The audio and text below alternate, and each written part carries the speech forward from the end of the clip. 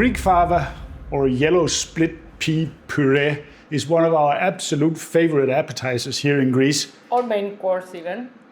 Yes, maybe also as a main course, but typically we take it as an appetizer. And it's one of the ones you're going to love because it's pretty easy and it's super delicious. We start out with a pot on low heat and we give it some olive oil, just enough to cover a little bit the bottom. Don't overdo it at this point. And then we're going in with one roughly chopped red onion. You don't have to do it very fine because, as I said, it's a puree, which means that there will become an immersion blender into this game. But always start this in a cold pot on relatively low, let's say medium low, and then let it sweat out. You don't want them to brown or burn on the outside. You want them to become translucent.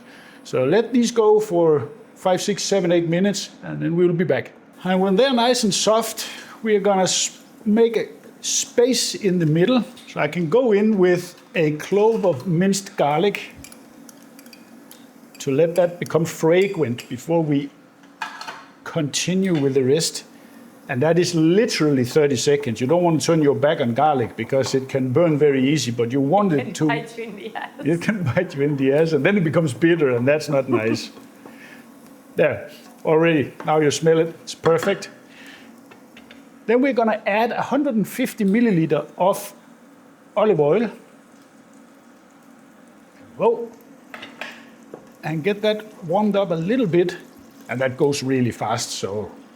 Then we go in with half a kilo, 500 grams, which is a little more than a pound, of very well rinsed yellow chickpeas, and you have to rinse them well. You have to run them under the water until the water runs clear. You have to rinse them, let's say, 4 or 5 times before they are. Yeah, you can do it from the day before. You can even leave them overnight. Yes. And now we want to mix this well so we get them coated in the oil, and then we want to fry them for a couple of minutes. You're not going as far as if you were making risotto with rice, but you want to fry them a little bit with the oil before we add any liquids to this. And when we got a bit of a fry on these, and you can see they start changing color ever so slightly, we are going to go in with 850 milliliter of chicken stock. Traditionally, you would use water, but we have found that it becomes miles better if you use chicken stock. I mean, like literally. That's a version 10.0. Yeah, it's amazing when you do this. 500 grams of yellow split peas calls for 1 liter of liquid. However, they are all different, these chickpeas, so always go in on the low side. You can always adjust it to become thinner, but you can never make it thicker again. Now we bring this to a simmer, but while that happens, we are gonna add our other aromatics. A tablespoon of fresh thyme. If you use dry thyme, you would add it together with the garlic and give it a little bit of a fry. But if it's fresh, you don't want to fry it because then you're gonna burn it. So that we add at this point in time. And then we are going to add a bit of freshly cracked white pepper because I don't want black specks in my fava. Just a couple of rounds of pepper. The white pepper is not as strong as the black, so you can give it a little bit more. And we get that in, and then we are going to add a little bit of a specialty item. This time we want to deepen the flavor more than we did last time. And we're going to do that by using beef bouillon. Yes, beef, although it's chicken stock. But yes, we're going to use beef. But be careful, this is super, super, super condensed. I think this box can make 40 liters of beef stock if you dissolve it. So it's like and it's pretty condensed. So we're going to go in with what looks like half a teaspoon of this, not more, because this is going to give us salt. It's going to give us deeper flavor. So if you're in the US, you could use better than bouillon. Yeah, excellent. That's actually a good product. It's a good product, very good product. And we have used it when we were in Miami, and it's very nice. So all we want to do now, we want to bring this to a simmer, and then we're going to let that simmer with a lid for 45 to 50 minutes before they are soft, but I'll show you when we get there. I moved the pot over on the other stove to let it simmer over there. So while that's enjoying itself there, we are going to make, for serving, some caramelized onions. Ooh, I love that. That's the best, right? Yes. So again, cold pan, olive oil, and then medium-sized red onion cut into batons. Straight in, same story as before, cold pan, so they start caramelizing slowly.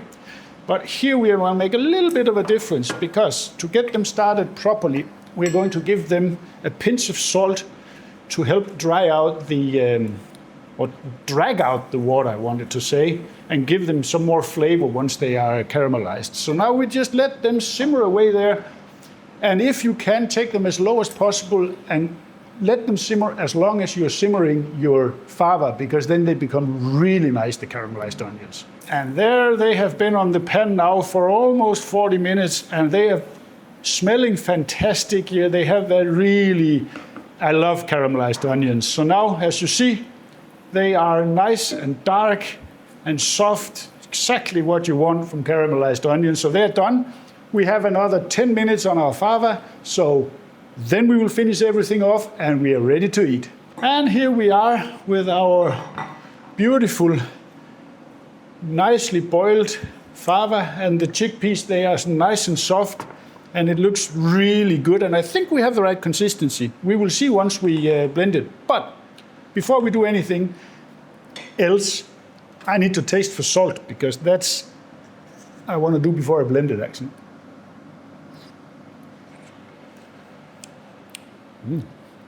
Ooh. Interesting. Good, huh? Yeah, but it needs a pinch of salt. Ah, okay. Ooh, that's good. And they are nice and soft, the beans. That's why I wanted to taste before I blended that they have been boiled enough.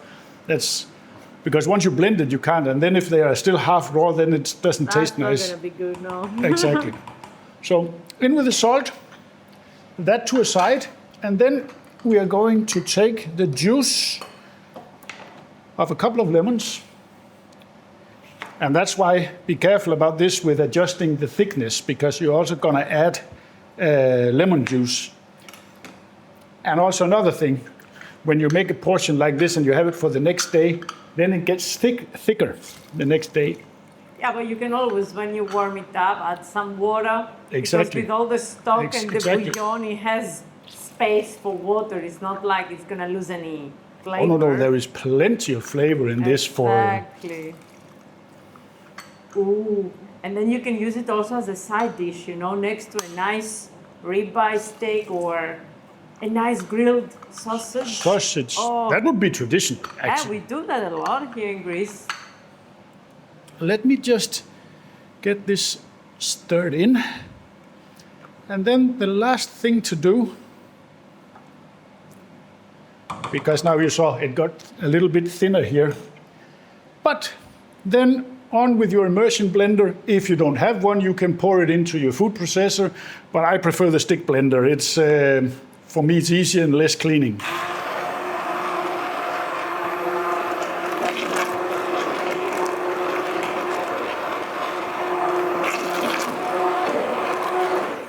And when everything is nice and smooth like this, then we just let it cool down to good eating temperature, because right now it's too warm. And as you see, it's a little bit on the thin side. Once that cools down, there will be the perfect consistency. And then see you when it's cooler.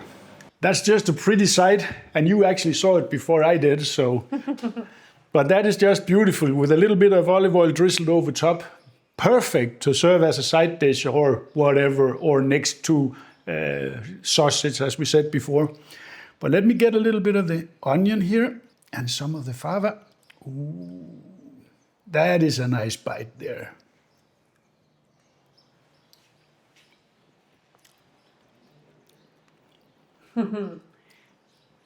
Favorite appetizer. Fantastic with the chicken stock instead of water. Elevates the flavor so much. It's absolutely amazing. And the lemon, that gives it just that extra kick. And for all of you out there up in North Europe that makes yellow chickpea soup, add some lemon. You'll thank me. See you next time. Bye bye.